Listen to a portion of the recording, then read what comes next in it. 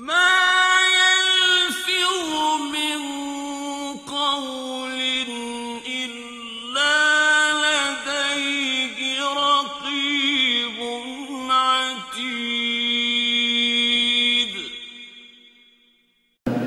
dan taufik dari Allah Subhanahu wa taala.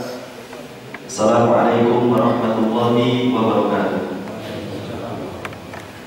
Alhamdulillah, pada kesempatan pagi yang berbahagia ini Allah Subhanahu wa taala masih memberikan kesempatan kita untuk bisa berkumpul di majelis yang mulia ini. Sebelum saya mulai, maka saya ingin menyampaikan sebuah rasa kegembiraan yang luar biasa bahwa pada pagi ini kita semua bisa datang berbondong-bondong mendatangi masjid ini untuk melaksanakan sholat subuh secara berjamaah. Ulama berbeda pendapat tentang masalah hukum sholat berjamaah, dan kita tidak akan membahas tentang hukum-hukum yang telah dijelaskan oleh para ulama. Mereka ada yang mengatakan bahwa sholat berjamaah itu wajib untuk laki-laki, ada yang mengatakan bahwa sholat berjamaah itu sunnah muakkadah untuk laki-laki, ada yang mengatakan bahwa sholat berjamaah itu syaratun min syuruti sihhatis shalah, syarat sahnya sholat untuk laki-laki, ada yang mengatakan bahwa sholat berjamaah itu wajib bagi yang mendengarkan adzan. Tetapi ini perkataan ulama. Kalau kita ingin melihat dan mengikuti, maka ikutilah Nabi Shallallahu Alaihi Wasallam, yang mana beliau alaihi salatu wassalam tidak pernah melaksanakan sholat fardu kecuali beliau melaksanakan secara berjamaah. Apalagi pelaksanaan sholat berjamaah, khususnya sholat subuh, sangat luar biasa. Apalagi kalau kita bisa awali sholat subuh dengan 2 rakaat sholat sunnah, di mana Nabi Shallallahu Alaihi Wasallam mengatakan khairun minad dunya wa ma fiha. 2 rakaat yang dilakukan oleh seseorang sebelum dia melaksanakan sholat subuh itu lebih baik daripada dunia dan seisinya. Dalam hadis yang lain Rasulullah sallallahu alaihi wasallam bersabda, "Law ya'lamu nasu ma fil nida'i wa shaffil awwali, summa la yajiduhu illa ayastaimu lastahamu alaihi." Seandainya manusia mengetahui apa-apa yang ada dalam adzan dan apa-apa yang ada dalam shaf pertama, barisan pertama dalam sholat, kemudian mereka tidak mendapatkan adzan dan shaf pertama itu kecuali harus mengundi karena penuh sesat, maka niscaya mereka akan mengundi. Ini beberapa hadis yang menunjukkan bahwa keutamaan sholat berjamaah sangat luar biasa. Sehingga khususnya bagi bapak-bapak, saudara-saudara yang masih memiliki kemampuan untuk datang ke masjid, maka datanglah. Tidak ada faedah dari pembangunan masjid kecuali jika masjid itu kita makmurkan. Bagaimana cara memakmurkan masjid? Dengan banyak mendatangi masjid tersebut untuk melaksanakan sholat. Hanya 5 waktu. Dulu Rasulullah SAW ketika Al-Isra wal Mi'raj, di mana pada saat Al-Isra wal Mi'raj itu turunlah perintah melaksanakan sholat. Pertama kali sholat itu diwajibkan kepada Nabi Muhammad SAW dan kepada umatnya 50 kali sehari. Tetapi karena kasih sayang beliau SAW kepada kita semua, ditambahlah sholat yang 50 kali itu menjadi 17 kali terus sampai menjadi 5 kali. Sehingga mudah-mudahan kita mendapatkan istiqomah, tetap semangat dalam memakmurkan masjid, khususnya untuk melaksanakan sholat secara berjamaah bagi bapak dan saudara-saudara sekalian. Pada kesempatan yang berbahagia ini, insyaallah kita akan membahas tentang sebuah ayat dalam surat Qaf, ayat yang ke-18, sebuah ayat yang hanya terdiri dari 8 kata. Tetapi ayat yang hanya terdiri dari 8 kata ini memiliki makna yang sangat besar. yaitu firman Allah Subhanahu wa taala, a'udzu billahi minasyaitonir rajim, ma yalfidu min qaulin illa ladayhi raqibun 'atid. Ma yalfidu min qaulin illa ladayhi raqibun 'atid. Surat Qaf ayat 18. Silakan ditirukan. Ma yalfidu, silakan.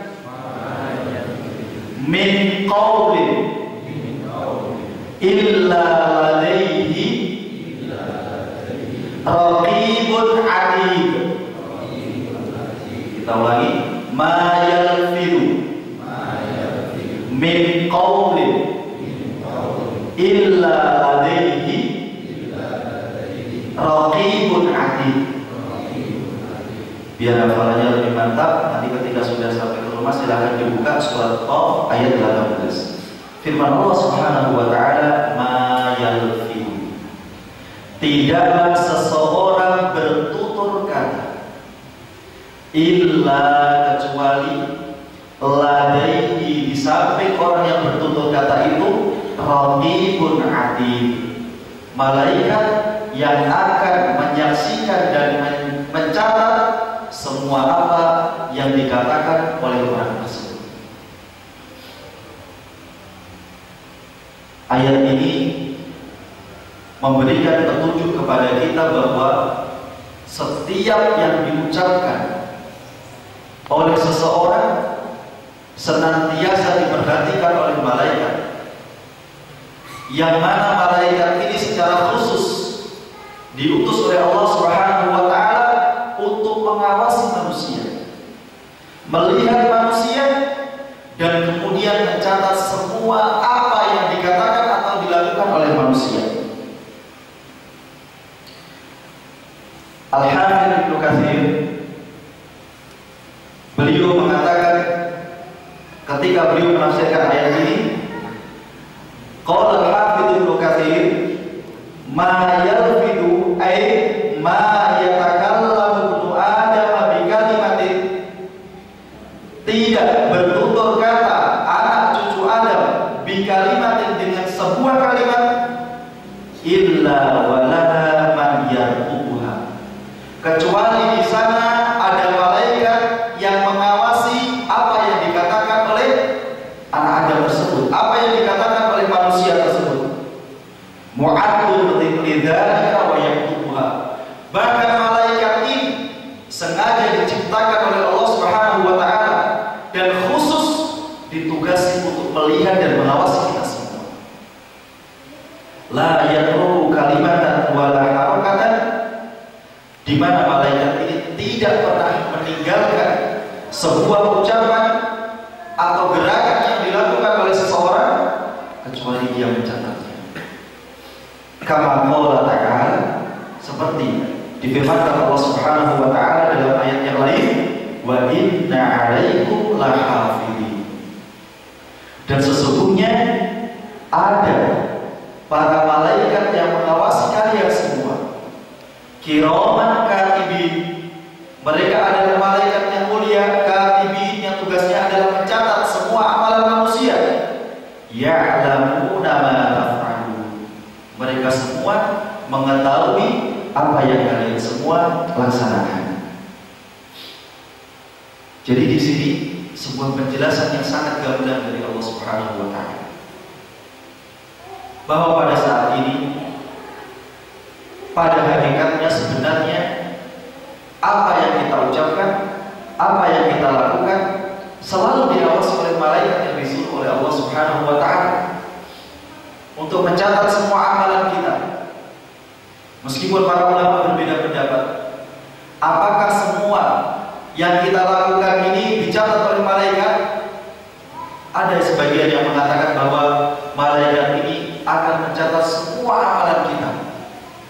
Perkataan yang biasa kita sebutkan, syarib itu saya selesai minum, akal itu saya selesai makan, istaiqat itu saya bangun, saat halu ila suq saya akan pergi ke pasar, semuanya dicatat. Ada ulama lain yang mengatakan bahwa yang dicatat adalah amalan-amalan yang berkaitan dengan surga dan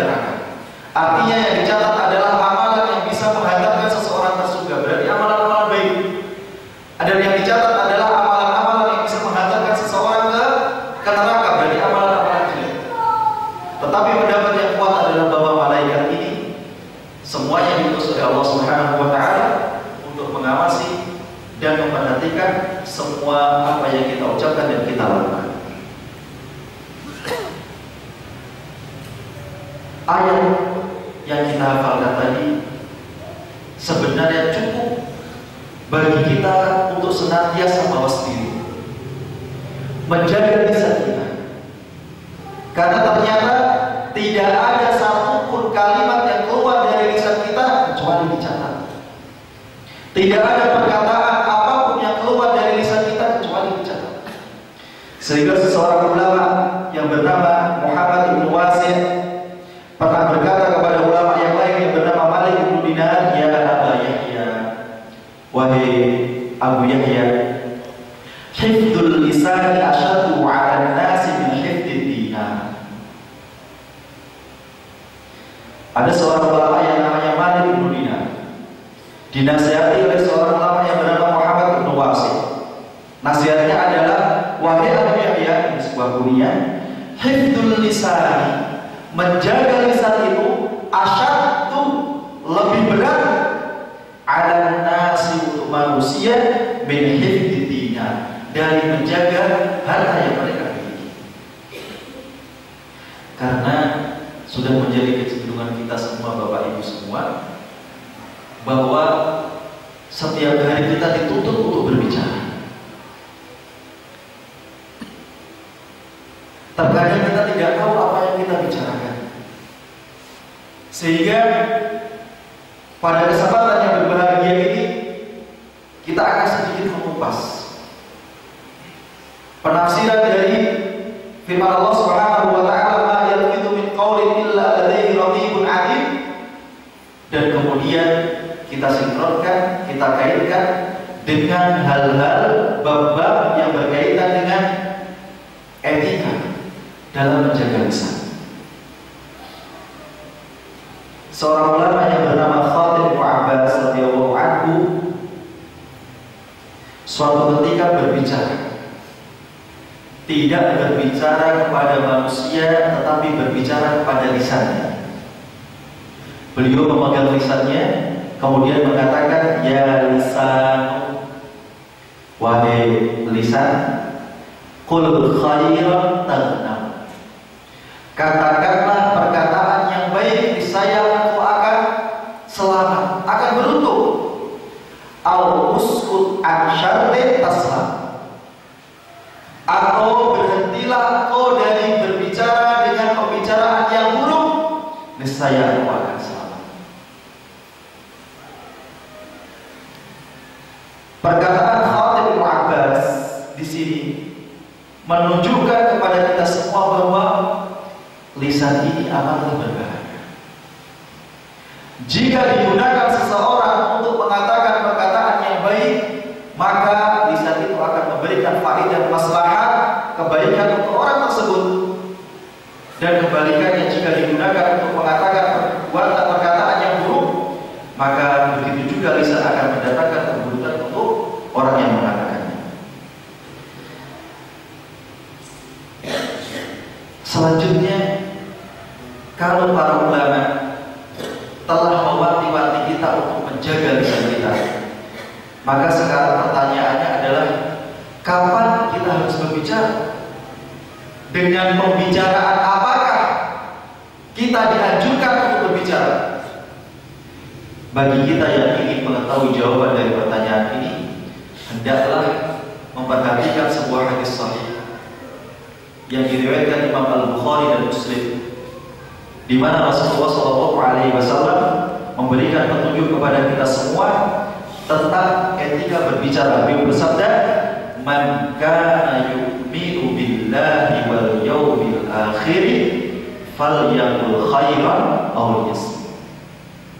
Man kana, barang siapa, yu'minu, beriman, billahi, kepada Allah Subhanahu wa taala, wal yawmil akhir, dan hari akhirat, falyaqul, maka hendaknya dia bertutur kata khairan, dengan perkataan yang baik, aw liyasmut, atau dia diam. Ini perintah Nabi Shallallahu Alaihi Wasallam.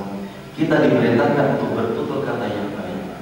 Jika tidak bisa bertutur kata yang baik, maka ternyata kita diperintahkan.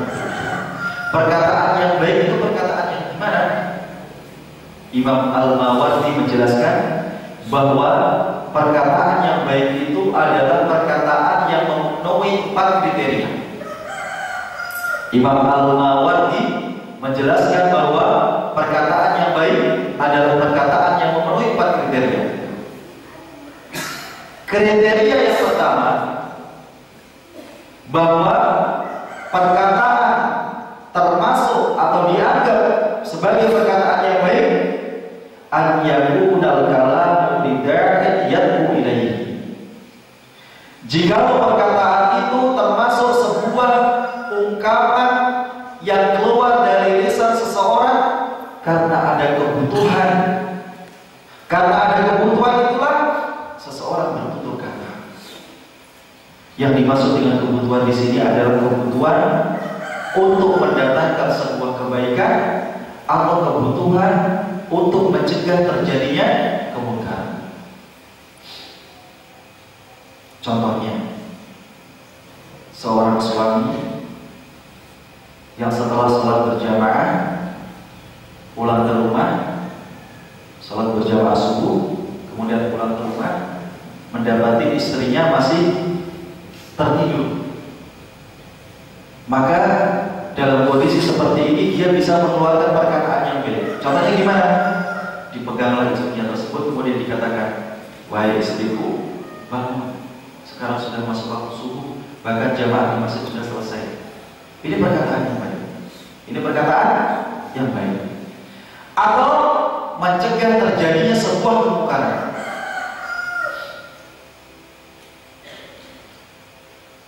Suami pulang dari jamaah subuh, istrinya ketika dia pulang, istrinya sudah dalam kondisi segar bugar.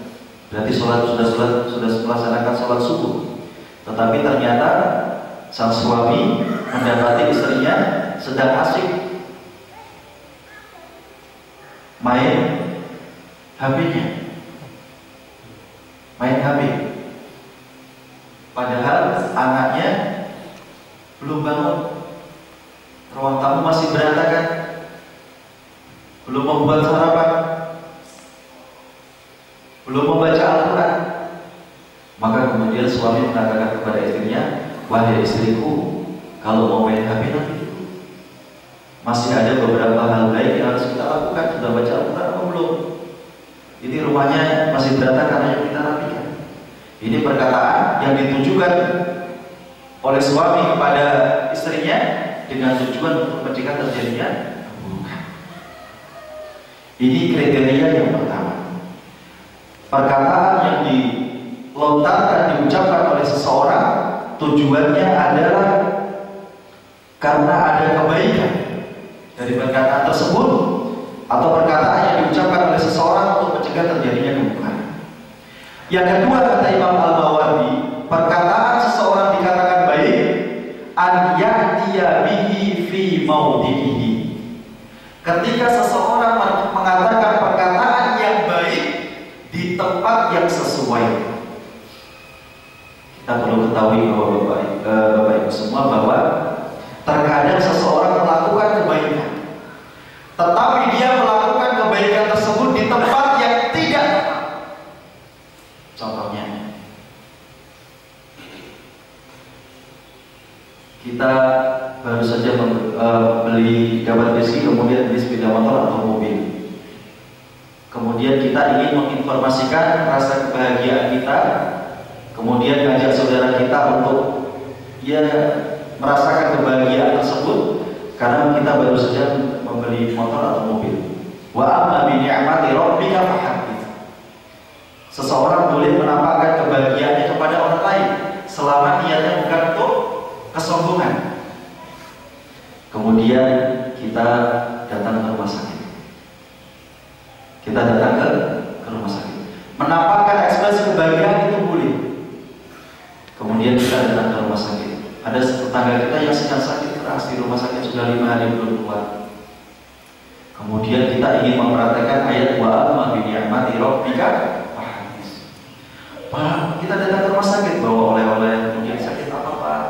Ini sudah lama sakit, tidak tahu di dalam ini kok sakit karena sudah 5 hari ini di rumah sakit. Iya Pak, mudah-mudahan cepat sembuh. Oh iya Pak, kemarin saya baru beli mobil, harganya dapat murah, Second tapi murah, mobilnya masih bagus loh Pak. Menginformasikan kita baru saja membeli mobil, boleh apa tidak boleh? Boleh apa tidak boleh? Selama tujuannya bukan ujuk boleh, bahkan diberitakan. Tetapi kalau kita ucapkan, kita ceritakan di depan orang yang baru sakit, tepat apa tidak tepat? Tidak. Contoh yang lain, kita senang habis nikah, setelah nikah mendapatkan rezeki keturunan. Senang kita mendapatkan rezeki keturunan. Bahkan kita disunahkan untuk menginformasikan seseorang yang baru saja mendapatkan karunia putra atau putri, disunahkan untuk menginformasikan kepada orang-orang terdekat, kepada orang-orang yang dia kenal, diajukan. Tetapi kemudian kita cerita tentang anak keturunan kita di depan, mohon maaf, pasangan suami istri yang belum mendapatkan keturunan. Kita cerita, oh iya Bu, ini loh Bu, anak saya Bu, sekarang saya senang. Anak saya itu loh yang nomor pertama, Allah, kuliah teknik di Semarang, Universitas Negeri, senang dapat beasiswa. Di depan orang yang belum mendapatkan keturunan. Kira-kira perasaan orang yang kita kasih cerita itu gimana? Sakit apa tidak? Sakit. Dan ini tidak hanya sebatas pada perbuatan atau perkataan yang kita lakukan. Dalam mengajak seseorang untuk berbuat baik, amal ma'ruf nahi munkar, itu ternyata juga harus dengan cara yang baik. Fadilatul Syekh Muhammad bin Shalih Al-Utsaimin mengatakan, an yakuna amruka bil ma'rufi bi ma'ruf. Orang yang ingin mengajak kebaikan hendaknya dengan cara yang baik. Wa an yakuna nahyuka 'anil munkari bila munkar. Kalau ada orang yang ingin mencegah seseorang dari melakukan kemungkaran, hendaknya juga dengan tidak menggunakan kemungkaran. Contohnya, kita mengajak tetangga kita yang belum sholat untuk sholat, harus dengan cara yang baik. Mengajak sholat itu baik atau tidak baik? Baik. Maka mengajak ke jalan kebaikan harus dengan kebaikan. Tutur katanya yang lembut, jangan dihati, jangan dicela. Contoh yang pertama, tetangga kita seorang muslim, kita datangi. Kalau datang membawa makanan, datangi. Kalau datang membawa makanan, ini loh Bu, ada oleh-oleh sedikit kemarin dari bepergian, ini bisa dimakan. Bu, gimana sholatnya? Sudah rajin apa belum? Oh belum, ini masih kadang-kadang. Oh, laksanakan sholatnya itu penting loh Bu. Sholat itu adalah tiangnya agama.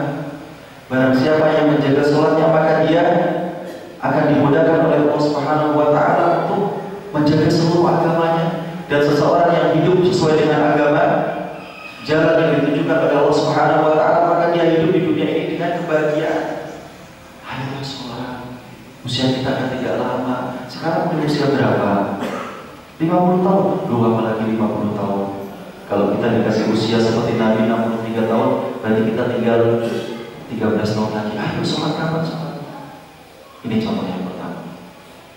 Contoh yang kedua, orang yang rajin sholat, kemudian karena dia saking rajinnya, dia mendatangi tetangganya. Kamu ini tetangga seperti apa? Malu saya punya tetangga seperti kamu. Ini loh saya rajin sholat, kamu ini gak pernah sholat, mau jadi apa? Sholat. Orang muslim ini bukan orang muslim, muslim KTP tok kamu ini. Saya gak suka dengan tetangga seperti ini, gak mau sholat. Kira-kira enakan yang pertama apa yang kedua? Kira-kira enakan yang pertama apa yang kedua? Yang pertama. Karena tabiat seseorang itu senantiasa mendengar dan mengikuti serta menerima perkataan yang baik. Makanya Nabi kita Shallallahu Alaihi Wasallam dalam berdakwah selalu dengan cara yang baik. Tidak pernah menghardik meskipun beliau senantiasa dihardik. Tidak pernah mencela meskipun beliau senantiasa dicela. Dikatakan gila, tukang sihir, tetap tidak mengeluarkan perkataan dari lisan beliau yang mulia kecuali perkataan yang baik. Syarat yang ketiga yang dikatakan oleh Imam Al-Mawardi, perkataan bisa dianggap sebagai perkataan yang baik, an yuqtasara minhu ala qadri hajat. Ketika seseorang bertutur kata sesuai dengan kebutuhannya. Kalau sudah dipandang cukup, maka dia diam. Karena semua sesuatu kalau dilakukan dan lebih dari batas yang telah ditentukan, batas yang diinginkan, itu biasanya berkebalikan. Ada gelas, kita isi air. Ada gelas, kita isi air. Tadi gelasnya kosong. Kalau kita isi air, semakin kita isi, airnya semakin naik. Kemudian penuh. Kalau gelas ini sudah penuh dengan air, tetap kita isi, tumpah atau tidak tumpah? Tumpah.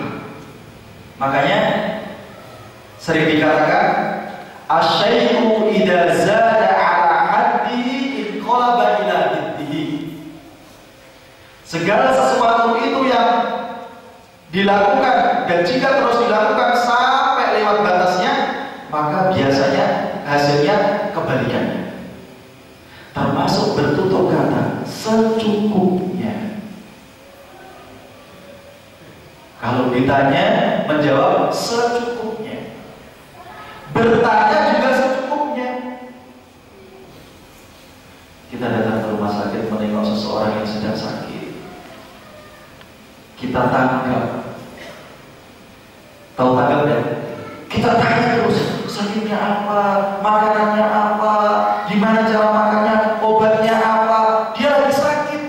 Dokter menyarankan dia untuk tidak banyak berbicara. Kita datang ke situ, kita tanggap. Tahu dia ditanggap ya? Ditanggap. Tanya, sakitnya apa, makannya apa, obatnya siapa. Nama dokternya siapa? Dokternya lulus dari fakultas mana? Kampusnya di mana? Sudah spesialis apa belum? Kapan dokternya besok, jam berapa? Kita tanya semuanya. Baik, tadinya baik, menanyakan keadaan saudara kita yang sakit. Tetapi kalau pertanyaannya seperti itu menjadi tidak baik. Yang keempat, perkataan dianggap baik ketika kategorinya adalah an-yakhtaro ar-rajulu al-lafdhul ladzi yatakallamu bihi. Hendaknya seseorang itu memilih perkataan, lafaz, kalimat yang paling bagus.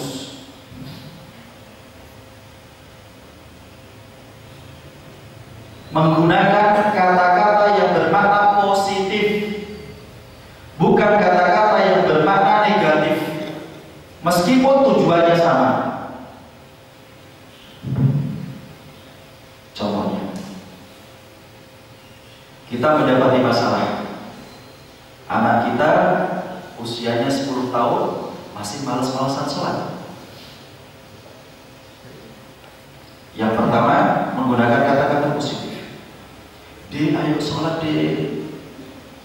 Saya pengen nanti bapak kalau sudah meninggal didoakan adik, nantinya dari sekarang rajin sholat. Besok di akhirat bapak juga ingin dengan adik. Kalau kita sama-sama rajin menjaga sholat, nanti kita bisa berkumpul di surga.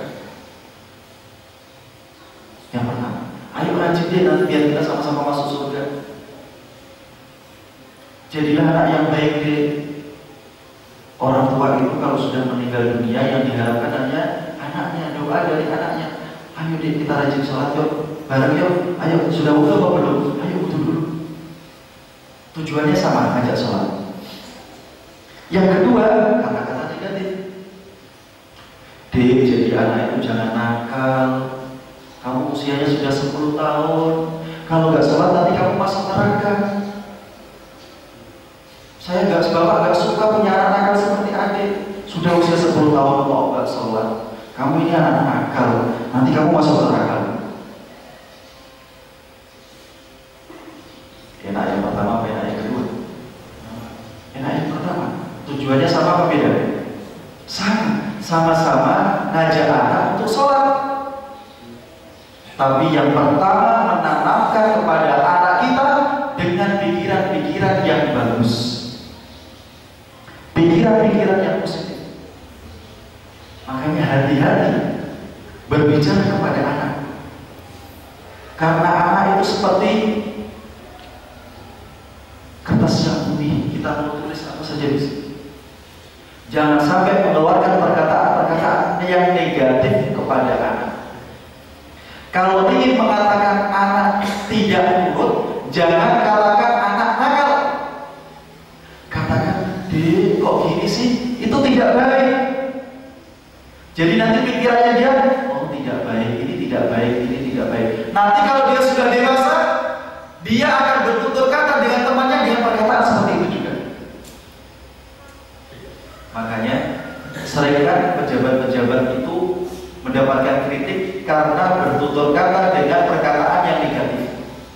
Contoh, seorang menteri yang mengatakan, maaf nih, saya tidak tahu terjadi apa tidak terjadi, seorang menteri atau presiden, kan mereka pejabat, ketika mengatakan sebagian rakyatku ini masih belum bisa membaca dan menulis, masih belum pintar. Kesempatan yang kedua dia mengatakan rakyatku ini sebagian masih goblok-goblok. Yang pertama, insya Allah dia akan didiamkan. Ya memang faktanya bahwa bangsa Indonesia ini masih ada yang belum pintar, belum bisa baca dan tulis. Tapi kalau seorang pejabat mengatakan dengan perkataan yang kedua, rakyatku ini goblok-goblok, dia punya Twitter, saya yakin Twitternya penuh dengan cercaan. Diserang. Pejabat macam apa ini? Menghina rakyatnya, mengatakan rakyatnya dengan rakyat yang goblok-goblok. Dan ini sudah diajarkan oleh para ulama. Kalau mau bertutur kata dengan perkataan yang baik. Ada kebutuhan di tempat, momen yang tepat, sesuai dengan kebutuhan tersebut, dan memilih perkataan-perkataan yang paling baik. Baik kata-katanya, baik kalimatnya, baik struktur kalimatnya. Dalam masalah ini pula seorang ulama yang bernama Al-Imam Ibnu Qayyim rahimahullah ta'ala memberikan nasihat kepada kita. Wa ammal lafadhu fahibtuha bi an la yukhrija lafdatan dha'iyah.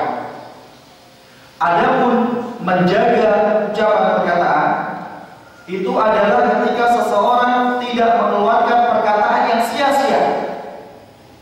Bal la yatakallamu illa fi ma yarju fihi ribha wa ziyadata fi dinihi. Akan tetapi seseorang tidak bertutur kata kecuali ketika dia melihat bahwa di perkataannya itu ada sesuatu yang bisa mendatangkan keuntungan dan tambahan kebaikan seseorang dalam agamanya.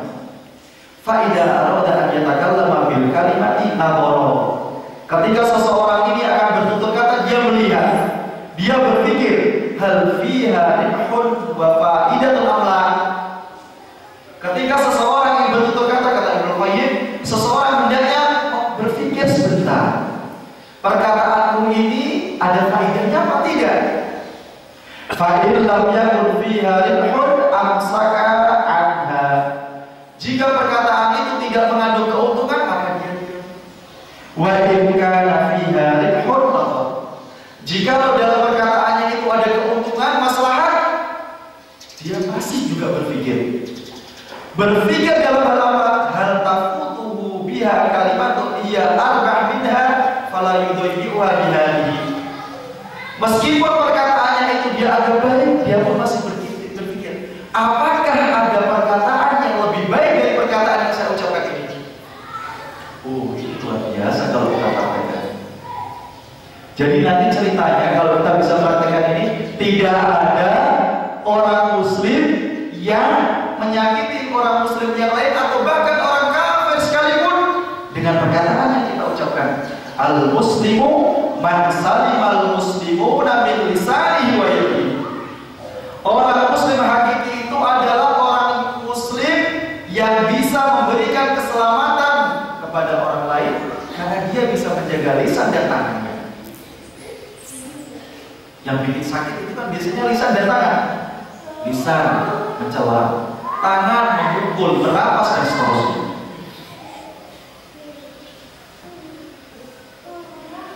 Selanjutnya, Nabi kita SAW ternyata juga telah mewanti-wanti kita dalam masalah menjaga lisan ini.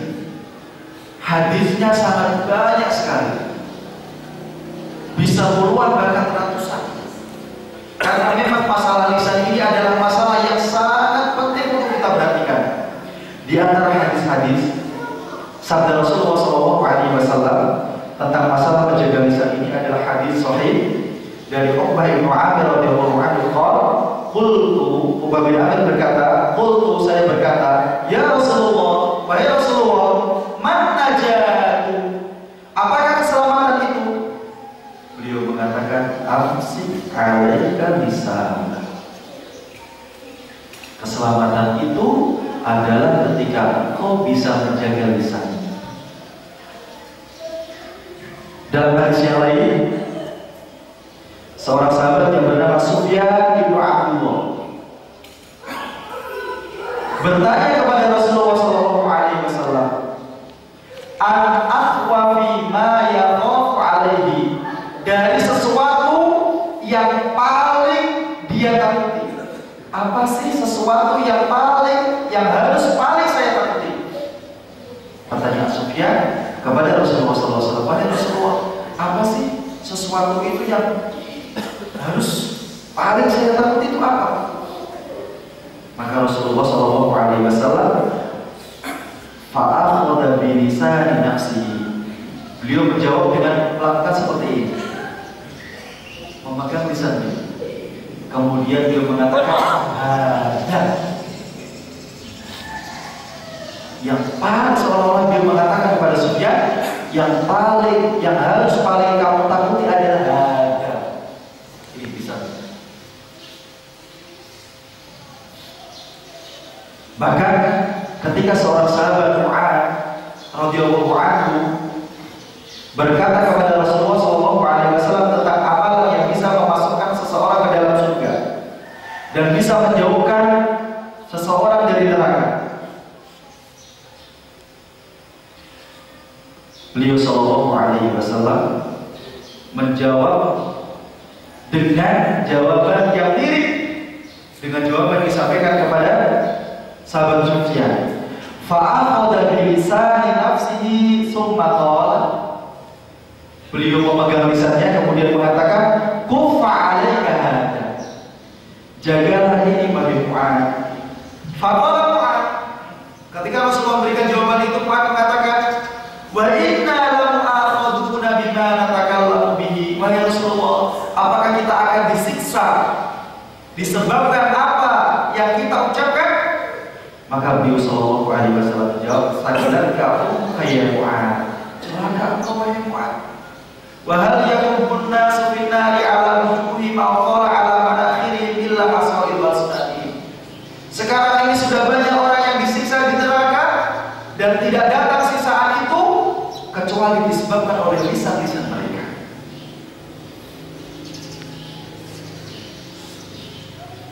Di antara dalil yang terakhir, sabda beliau yang terakhir dalam masalah menjaga lisan ini, bahwa beliau sallallahu alaihi wasallam bersabda, anna bidayatul imani istiqamatul lisan, bahwa permulaan dari keimanan yang dimiliki seseorang itu adalah ketika seseorang bisa menjaga lisannya. Faqala alaihi salatu wassalam, la yastaqimu imanu 'abdin hatta yastaqima qalbuhu. Keimanan seorang hamba itu tidak akan benar, tidak akan lurus, tidak akan maksimal kecuali hati seorang hamba ini sudah lurus duluan, sudah benar duluan. Wala yastaqimu qalbuhu hatta yastaqima lisanuhu. Dan hati seseorang ini tidak akan lurus, tidak akan benar kecuali terlebih dahulu didahului dengan benarnya lisan. Kenapa? Karena lisan ini cerminan hati. mau kita menolak, mau kita tidak mengaku, para ulama sudah menjelaskan bahwa lisan kita ini adalah ekspresi dari apa yang ada dalam hati kita. Makanya mereka mengatakan bahwa hati itu seperti bejana dan lisan itu seperti gayungnya. Kalau kita ingin mengeluarkan air dari bejana, kita harus menggunakan gayung. Sehingga para ulama patokannya lisan. Untuk menilai seseorang itu patokannya lisan. Apa sih yang keluar dari lisannya orang tersebut, baik apa buruk? Karena apa yang kita keluarkan dari lisan kita ini pada hakikatnya adalah apa yang ada dalam hati kita. Apalagi Bapak Ibu semua, lisan itu meskipun kecil, dia termasuk bagian anggota tubuh yang tidak besar, kecil di sini. Kecil. Masing-masing sekarang memegang lisannya, pakai tangan kanan, monggo silakan. Kecil ya. Sekarang pegang, mohon maaf, perutnya. Silakan pegang. Besar mana lisan atau perut? Tapi bahayanya besar lisan. Bahayanya besar lisan. Makanya kita harus hati-hati dengan penyakit lisan. Dan salah satu penyakit dari penyakit lisan yang sering menimpa kita semua adalah penyakit al-kadzib, penyakit dusta. An yukhbirul mar'u bi khilafil waqi'. Ketika seseorang mengatakan sesuatu, menginformasikan sesuatu, padahal sesuatu itu berlainan dengan fakta yang terjadi. Dalam surat An-Nahl ayat 105 Allah Subhanahu wa taala berfirman, "Innama yaftaril kadziba alladziina la yu'minuna bi ayatillah." Sesungguhnya orang yang melakukan kedustaan itu hanyalah orang-orang yang tidak beriman kepada ayat-ayat Allah Subhanahu wa taala. Dalam hadis yang sahih yang diriwayatkan Al-Imam Al-Bukhari dan Al-Imam Muslim, Rasulullah SAW mewanti-wanti kita untuk tidak berdusta. Beliau bersabda, "Alaikum bis-sidqi." Wajib atas kalian semua untuk berbuat jujur. Kenapa kita diperintahkan untuk berbuat jujur? Fa inna sidqa yahdi ilal birri. Karena berbuat jujur itu bisa menghantarkan ke dalam kebaikan. Wa innal birra yahdi ilal jannah. Dan kebaikan itu akan menghantarkan seseorang ke dalam surga. Surganya Allah Subhanahu wa taala itu adalah kebaikan mutlak. Perlu saya sampaikan bahwa di dunia ini tidak ada yang namanya kebaikan mutlak dan keburukan mutlak. Di dunia ini kalau kita melihat sesuatu kita anggap sebagai yang baik, di sana ada buruknya. Kalau ada sesuatu yang kita anggap buruk, kalau kita cek lagi, di sana ada kebaikan. Karena tidak ada keburukan mutlak kecuali neraka, dan tidak ada kebaikan mutlak kecuali surga.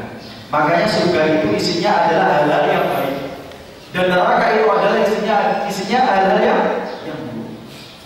Kemudian beliau mengatakan, wa iyyakum wal kadhib. Dan jauhilah oleh kalian semua perilaku dusta. Kenapa? Wa innal kadhiba yahdi ilal fujur. Karena sesungguhnya dusta itu bisa menghantarkan pelakunya ke dalam perilaku yang buruk. Wa innal fujura yahdi ilal. Dan sesungguhnya keburukan itu bisa menghantarkan pelakunya ke dalam jurang api neraka. Yang pertama, orang yang senantiasa berbuat jujur, wala yazalul rajulu yasduqu wa yataharra sidqa hatta yuktaba indahu siddiqan. Yang pertama, ada seseorang yang berbuat jujur dan dia senantiasa berbuat jujur terus sampai dia dicap, dikenal oleh Allah Subhanahu wa taala sebagai orang yang jujur. Makanya kita di dunia ini, di masyarakat ini sudah kadang bisa melihat, terkadang sudah bisa melihat itu loh Pak, itu sudah nggak usah dilihat, nggak usah diaudit, nggak usah dicek-cek, dia udah jujur, percaya saya. Itu loh ibu-ibu sudah jujur. Ada apa tidak? Ada. Karena dia senantiasa berbuat jujur. Kebalikannya di masyarakat juga sering kita lihat orang yang berdusta. Sekarang berdusta, besok berdusta, besok lagi berdusta, besok lagi berdusta. Bahkan ada orang yang senantiasa menutupi satu kedustaan dengan kedustaan lain. Hatta yuktaba indallahi kadzaban. Dia akan dicap, dikenal di sisi Allah Subhanahu wa taala sebagai seorang pendusta. Dan Allah itu kalau sudah mengecap seseorang, maka cap itu akan diinformasikan kepada malaikat. Itu loh fulan pendusta. Itu loh fulan orang yang jujur. Diinformasikan kepada malaikat. Nanti malaikat menginformasikan kepada manusia. Kita memohon kepada Allah Subhanahu wa taala semoga mendapatkan cap orang yang jujur. Allahumma. Dan kita berlindung dari Allah Subhanahu wa taala dari cap orang pendusta. Sakit dicap orang dusta itu. Sudah rapat ini. Sudah rapat, kemudian ketika membentuk panitia muncullah nama-nama. Bapak ini oke, Bapak ini oke, Bapak ini oke, Bapak ini dia pernah membohongi saya. Saya nggak mau kalau dia ikut terlibat dalam panitia kita ini. Dia pernah membohongi saya masih sakit. Nggak mau saya. Aduh. Hidup di dunia sekali tidak dipercaya manusia. Hidup itu yang paling nikmat kan bisa menolong orang lain, bisa menyenangkan orang lain. Hidup yang paling tidak enak itu hidupnya seseorang yang keberadaannya tidak diingini oleh orang yang lain. Karena sifat buruknya salah satunya adalah sifat dusta yang dia miliki.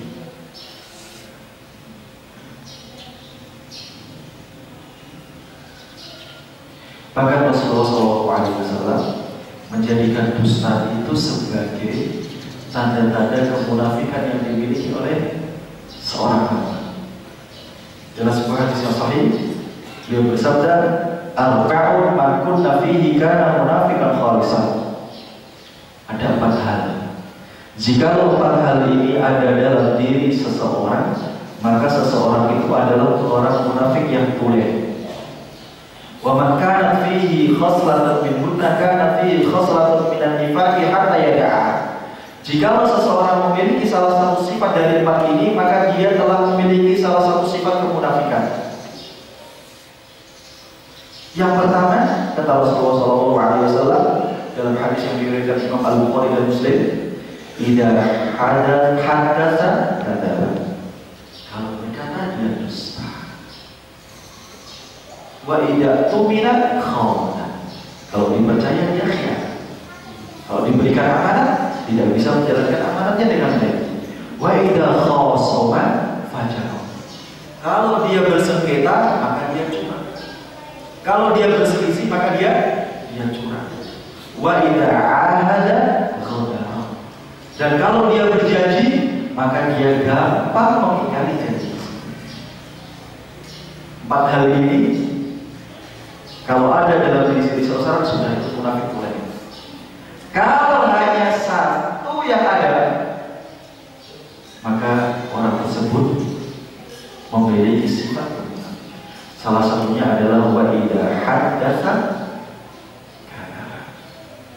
Kalau dia berbicara dia berdusta. Jenis-jenis dusta ini banyak Bapak Ibu. Sampai jam berapa ini Pak? Mas, biasanya sampai jam berapa Mas? Jam 6. 4 jam lagi. Jenis dusta ini banyak. Yang paling mengerikan adalah al-kadzibu ala Allahi wa Rasulihi sallallahu alaihi wasallam. Yang paling besar adalah dusta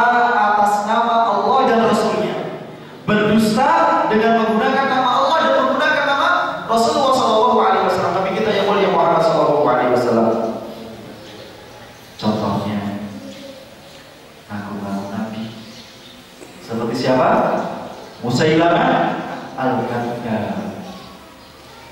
Memberikan hak kenabian itu hak prerogatifnya Allah Subhanahu wa taala kepada siapa saja yang Allah kehendaki. Kalau ada orang-orang mengaku nabi, itu berarti dia menstempelkan kenabian kepada dirinya sendiri atas nama Allah Subhanahu wa taala. Maka tidak ada kedustaan yang paling besar melebihi dustanya seseorang yang mengaku dirinya menjadi nabi. Lia Eden dulu orang Jakarta, orang Senen Jakarta Pusat, ngaku sebagai nabi perempuan atau nabi-nabi yang lain. Banyak kan di Indonesia yang ngaku nabi, tidak bisa baca Al-Quran, tidak tahu huruf Arab, tidak tahu doa-doa sholat, kok ngaku nabi? Ya dengan mudah kita tolak.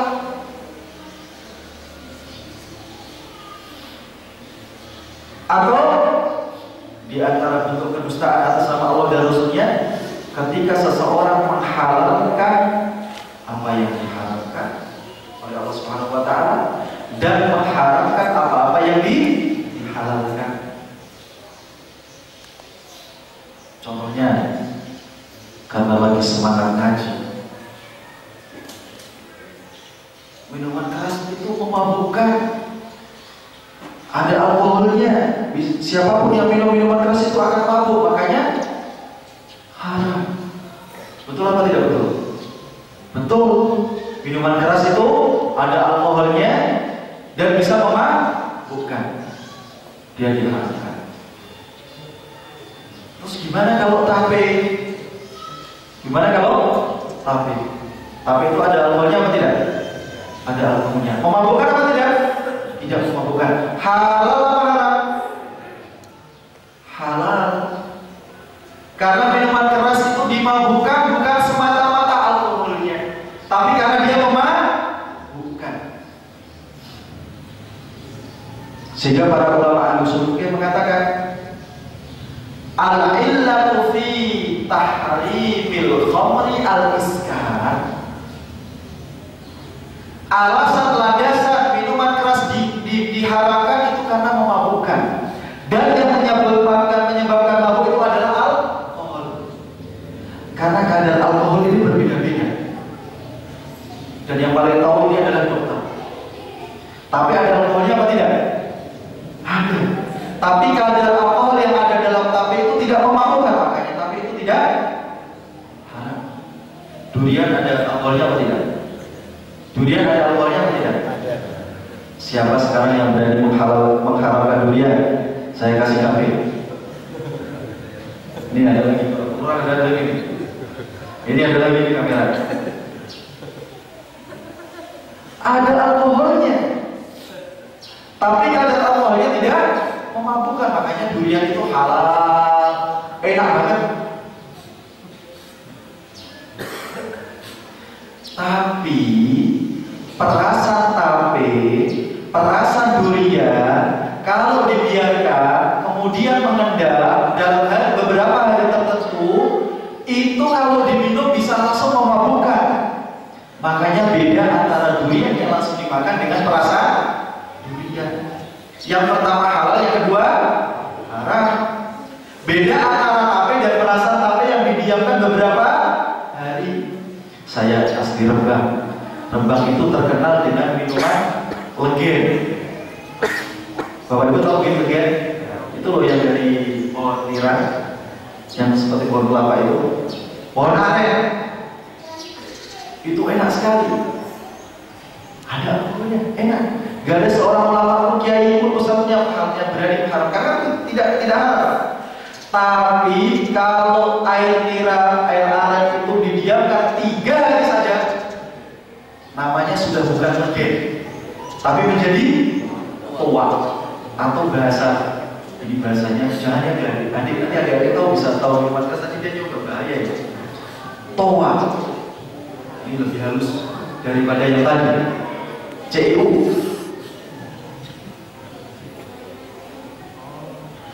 Kalau minum air aren atau apa namanya lagi itu halal, Kalau air kecil sudah didiamkan 3 hari menjadi khamr. Di zaman dulu itu kan perasaan dari anggur.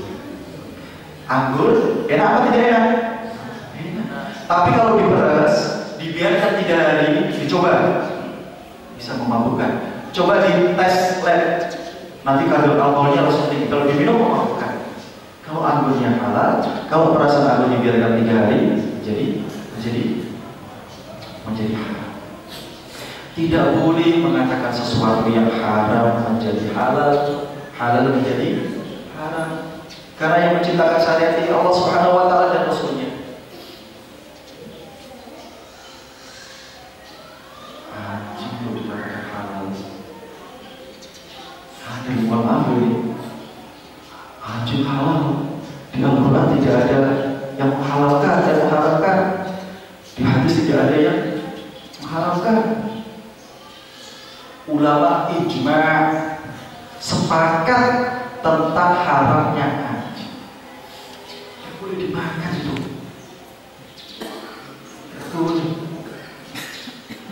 Kalau ulama itu sudah ijma', ini kaidahnya dalam usul fikih.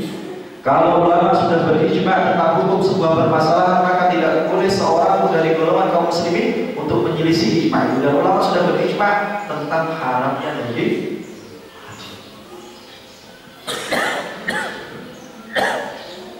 tikus. Ada yang mengatakan boleh dimakan. Kayak di dunia ini tidak ada makanan yang lain. Padahal kaidahnya seperti ini, ya, kita bisa bersyukur ini. Al-aslu fil asya'i al-ibahah. Hukum asal untuk semua urusan dunia, makanan, perbuatan yang kita lakukan, minuman yang ada di dunia ini, hukum asalnya adalah halal. Illa ma harrama Allah Subhanahu wa taala. Kecuali yang diharamkan oleh Allah Subhanahu wa taala. Kecuali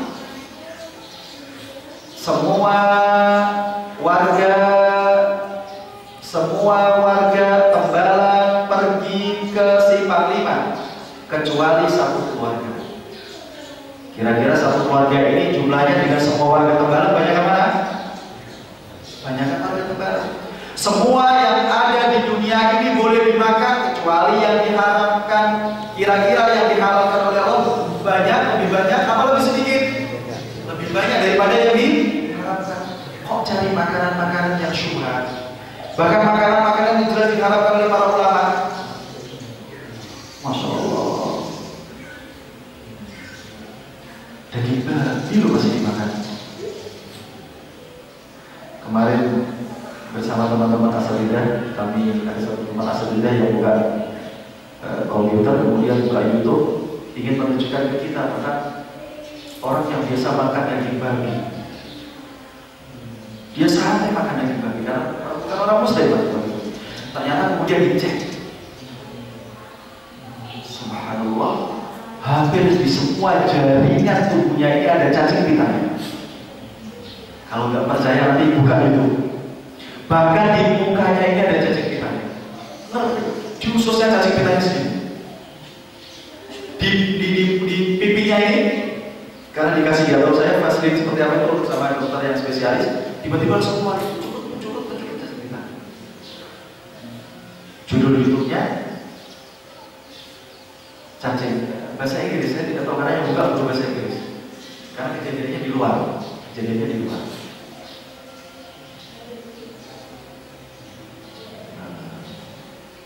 Tikus dimakan dia terbilang.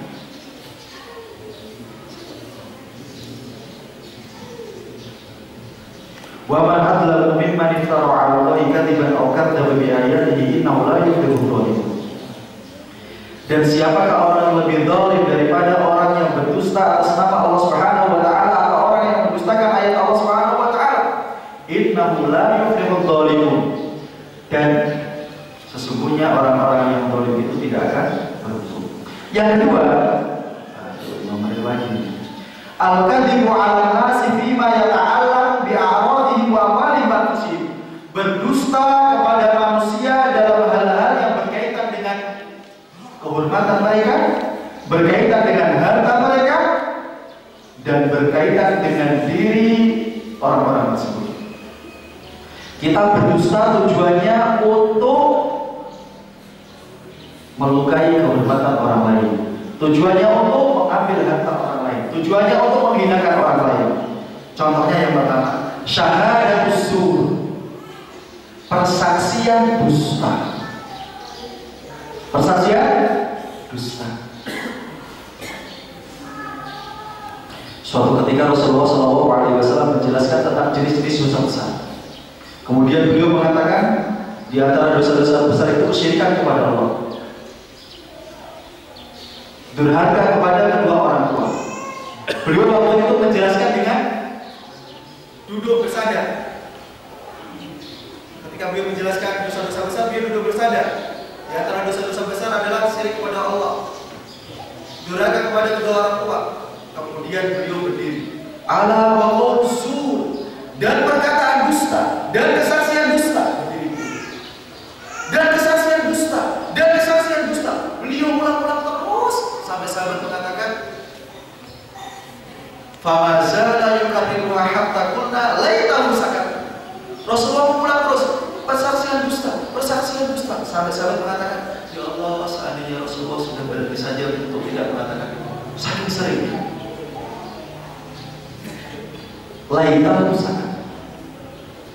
Beliau ingin menunjukkan kepada kita bahwa persaksian dusta ini berbahaya. Bersaksi dusta. Contohnya yang paling sederhana. Ada pasangan suami istri yang sedang cekcok karena suaminya mendapat laporan bahwa istrinya itu kedatangan tamu, dan kemudian setelah tamu laki-laki datang masuk ke rumah, padahal di rumah dalam keadaan kosong, kemudian istrinya menutup pintu. Seorang suami dapat laporan seperti itu. Setelah dapat laporan, dia ingin ngecek. Yang pertama dia cek adalah tetangganya. Pak, saya dapat laporan, Pak. Waktu saya kerja tadi siang suami istri saya kedatangan tamu laki-laki. Setelah tamunya laki-laki masuk, pintunya langsung ditutup. Saya nggak terima, ini ada apa ya istri saya? Padahal itu tidak pernah terjadi. Dan ketika tetangga ditanya ini, benar apa tidak, Pak? Oh, betul itu. Wah, istriku ini udah habis saja. Padahal tidak pernah terjadi. Akibatnya fatal atau tidak fatal? Memberikan persaksian dusta. Lebih parah lagi kalau persaksian itu ditambahi dengan sumpah. Al-halafu zuron, sumpah palsu. Persaksian disertai dengan sumpah. Kalau yang pertama tadi, iya Pak, betul Pak, itu tadi saya melihat datang tamu laki-laki masuk rumah, rumahmu gak ada orang, kemudian istrimu tutup pintu. Di persaksian dusta gak boleh. Padahal tidak pernah terjadi. Yang kedua ini disertai dengan sumpah. Demi Allah, Pak, betul wallahi tallahi billahi, saya lihat dengan kepala, dengan mata kepala sendiri. Begitu dia masuk, Pak, langsung suami istrimu itu cepat pintunya, Pak. Parah ini Pak, kayaknya Pak. Parah Pak, cepat diambil tindakan. Sabar dulu Pak. Padahal tidak pernah terjadi. Yang lain contohnya adalah al-kadhibu fil bai'i wasyira'. Dusta dalam masalah jual beli. Dulu zaman kuno yang sering terjadi adalah pedagang yang menjual gandum. Sampai di pasar, gandum yang basah ditaruh di bawah, gandum yang kering ditaruh di atas. Tujuannya biar apa? Biar timbangannya berat. Kalau zaman kita sekarang kentang. Coba Bapak Ibu datang ke pasar, lihat dia jualan kentang. Kalau lihat dari luar, yang luar itu pasti kentangnya gede-gede. Tapi nanti kalau kita masukkan tangan kita ambil dalamnya kecil-kecil. Modus ini. Dan itu tidak diperbolehkan. Yang sering datang ke pasar, insya Allah tahu. Tidak diperbolehkan. Contoh yang lain jualan barang-barang elektronik, dijual di toko, kelihatannya baru. Iya benar, baru casingnya, dalamnya perangkat-perangkat yang sudah lama. Tidak diperbolehkan dalam Islam. Ini namanya dusta, membohongi orang yang membeli barang yang kita jual. Dan ini berkaitan dengan harta. Coba begini, orang yang jualan ketang, dia jual satu ketang, satu karung, satu kuintal. Pembeli ini asik, dia beli, alhamdulillah satu kuintal ditimbang, oke sudah. Tapi dia butuh ketang yang besar, karena mau dibuat makanan pendamping stik kan butuhnya ketang yang panjang, biar motornya enak dan panjang, enak makannya. Dia beli satu kuintal. Sampai di rumah ternyata dia mendapati bahwa yang besar adalah ketang yang ada di luar saja, yang ada di luar keranjang atau di luar karung. Dalamnya kecil sepatu dia rugi. Makanya dalam Islam seperti itu tidak boleh. Contoh yang keempat, dusta dengan tujuan untuk bercanda, membuat orang lain tertawa. Wailul lilladzi yuhaddisu fa yudhikul yudhika bihil qaum wa yudhahu wa yudha. Setelah dicerita kemudian dibarengi dengan dusta. Biar orang yang kita cerita ini senang. Dusta ketawa. Ini juga tidak boleh. Atau yang terakhir contohnya, dusta dengan tujuan untuk memutuskan tali silaturahim. Yaitu tadi contoh yang pertama tadi itu, kita ingin membuat silaturahim antara suami dan istri.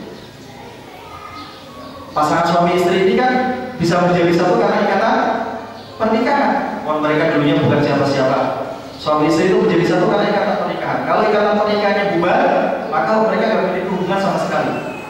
Bukan menjadi mahram lagi. Gak boleh selamat lagi kalau sudah cerai. Tidak boleh lagi. Yang mengikat mereka adalah ikatan pernikahan. Seperti contoh yang tadi saya sebutkan, laki-laki yang memberikan kesaksian bahwa suatu ketika ada tamu datang ke rumah seorang wanita yang sudah bersuami, kemudian tamunya itu menutup pintu, padahal itu tidak pernah terjadi sama sekali, dengan tujuan untuk memutus hubungan ikatan suami istri antara laki-laki dan wanita itu. Ini juga termasuk kedustaan yang tidak diperbolehkan. Ini jenis pertama yang sangat berbahaya. Yang terakhir jenis dusta yang kelihatan biasa saja, tidak berkaitan dengan kehormatan, harta yang dimiliki seseorang, tapi juga tidak diperbolehkan. Contohnya adalah dusta dalam idharul fadli wa bi'a'i ma laysa minhu. Ngaku-ngaku memiliki barang yang tidak miliknya. Contohnya mau lamar, datang dengan Mercy. Ditanya, itu Mercy kamu ya? Oh iya Pak. Gimana kalau saya nggak punya Mercy ini, apa saya berani lamar putrinya Bapak? Makanya saya berani melamar putrinya Bapak ya, karena saya punya kendaraan mewah seperti ini. Padahal bukan miliknya. Atau bawa barang-barang apa, kalau ditanya itu milikmu ya? Iya, alhamdulillah banyak barang-barang saya. Padahal bukan miliknya. Bukan miliknya. Atau ngaku-ngaku mendapatkan mimpi yang baik, dengan tujuan kalau dia menceritakan mimpi yang baik itu orang-orang akan terkesima. Contohnya, ngaku-ngaku mimpi melihat Rasulullah.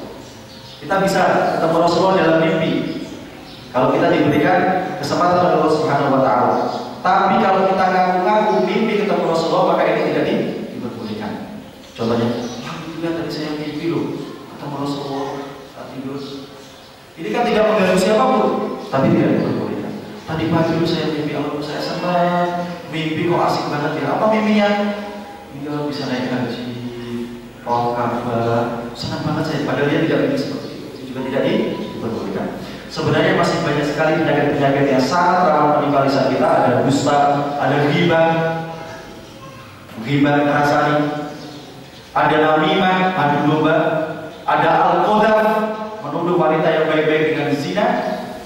Tapi karena keterbatasan waktu tidak bisa kita bahas satu persatu.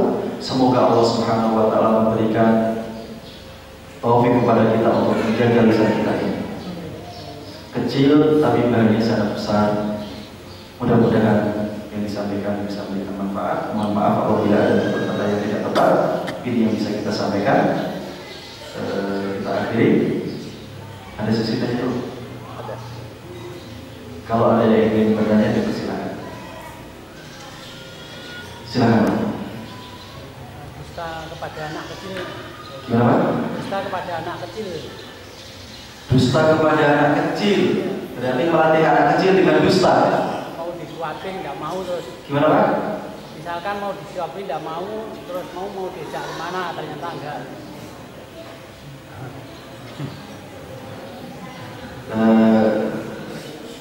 Menyuapi anak kecil,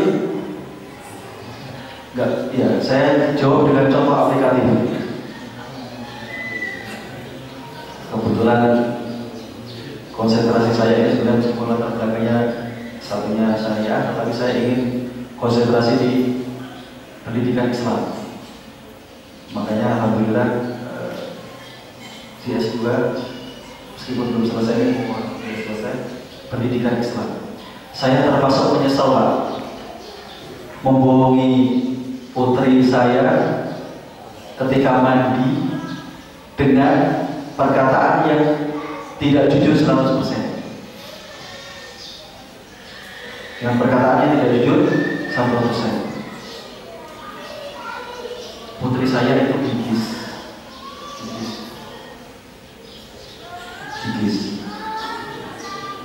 Dia kalau mandi, ya namanya anak kecil kalau umurnya baru 3 tahun setengah, agak susah. Pernah dikatakan, ayo gosok gigi. Nanti kalau kamu gosok gigi, nanti akan tumbuh cepat giginya bagus lagi. Cepat nanti tumbuh giginya bagus lagi. Dia ternyata ingat perkataan itu. Sekarang nunggu sudah hampir 1 tahun, giginya belum tumbuh. Selalu tanya, Abi, katanya cepat tumbuh, sampai sekarang belum tumbuh. Abi bohong ya? Waduh, saya gak boleh gitu.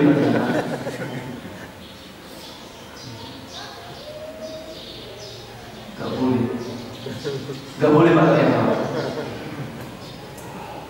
Ini praktek, gak boleh. Justru kita berusaha untuk mendidik kejujuran dari yang kecil. Kejujuran dari kecil. Tanamkan kejujuran, tanamkan perkataan yang positif dari anak masih kecil.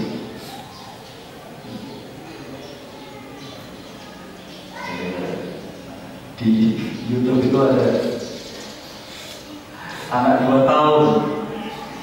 Yang kecil tutup telinga.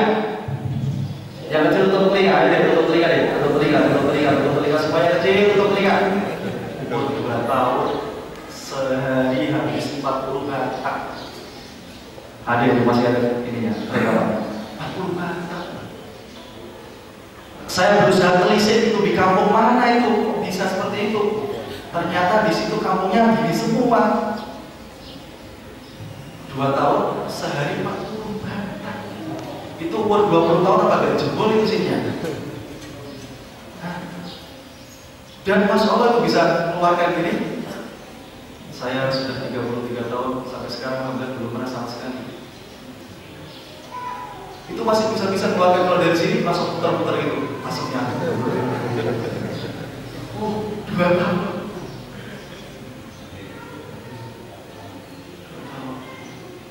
Yang saya mau begini, saya kan cuma ikut dokter ini, saya cuma ikut dokter kan. Ustaz itu nggak tahu baik kesehatan mana baik mana. Kalau saya percaya sama dokter. Karena sekarang levelnya katanya dinaikkan. Kalau dulu kan menyebabkan kanker, paru-paru. Yang saya belum begini, paru-paru. Sekarang nggak langsung ya dokternya sudah rekomendasinya pasti membunuh.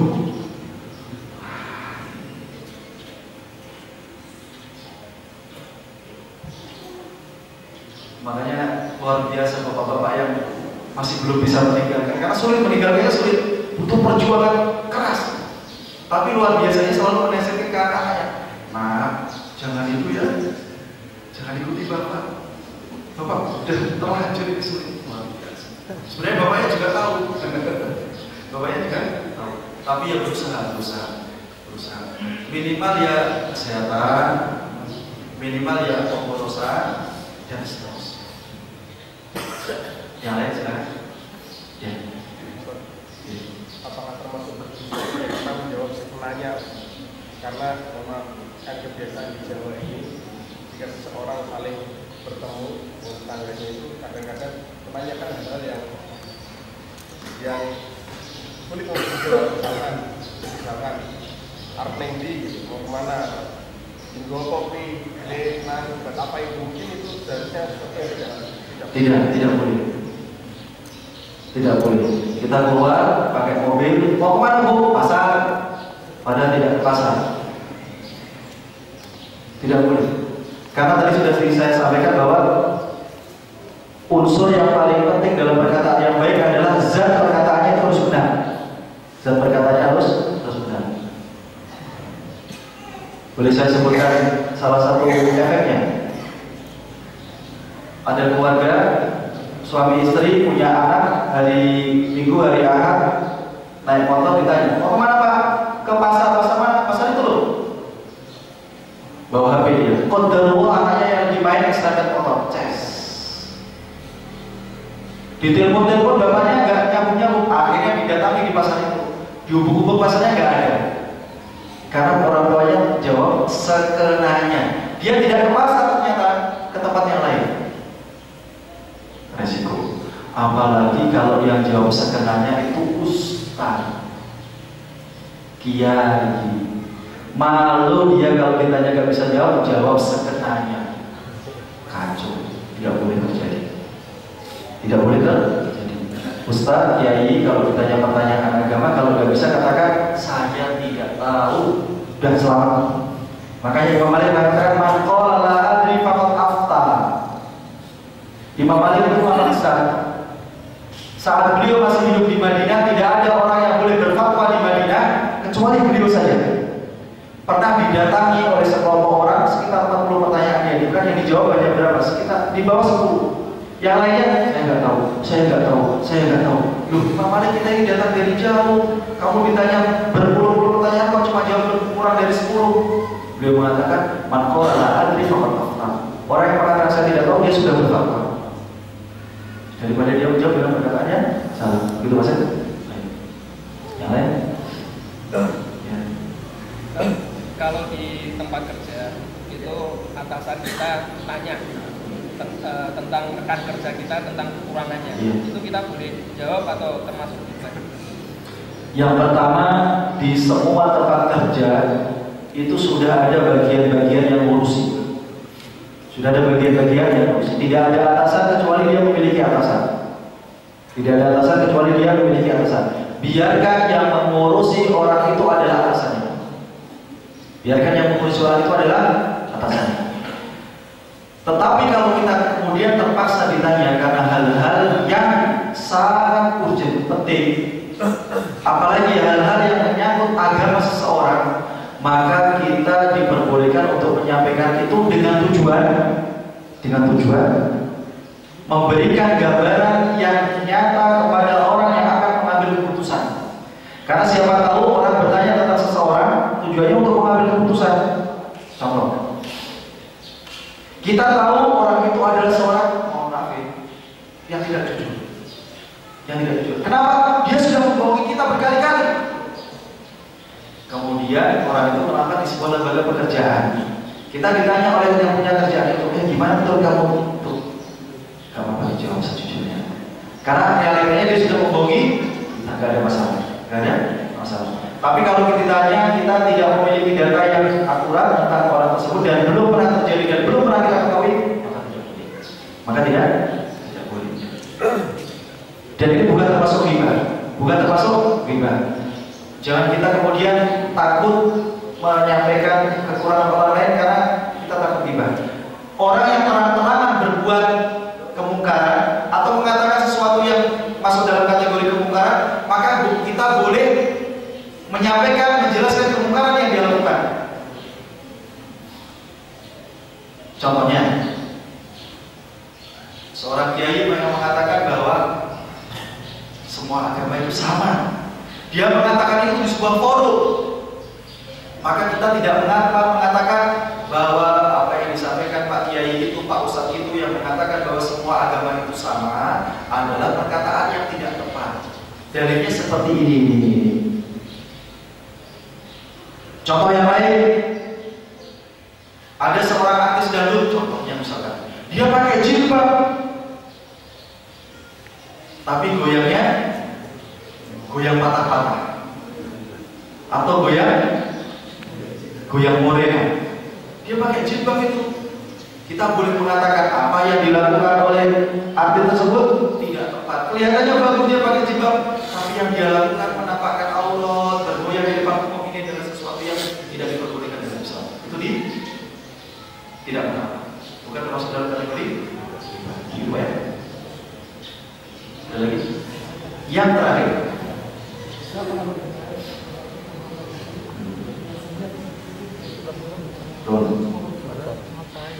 Ada kecenderungan bahwa kebohongan ditutupi oleh kebohongan yang lain. Tadi sudah dijelaskan oleh Rasulullah SAW. Wala yazal rajulu yakdzibu wa yatahaqqal kadzib. Dan ada seorang hamba yang berdusta dan kemudian dia menutupi kedustaan itu dengan dusta-dusta yang lain. Hatta yutaba indallahi kadzdzab. Dicap sebagai seorang pendusta. Yang di bidang akuntansi, sekali merubah angka, maka berikutnya harus merubah angka-angka yang lain. Hati-hati. Sekali membuat laporan yang tidak sesuai dengan data asli, sekali merubah satu angka, maka besok harus merubah angka yang lain sampai dia berubah. Terus muter itu. Karena sudah menjadi apa yang sudah dijelaskan Nabi SAW tadi.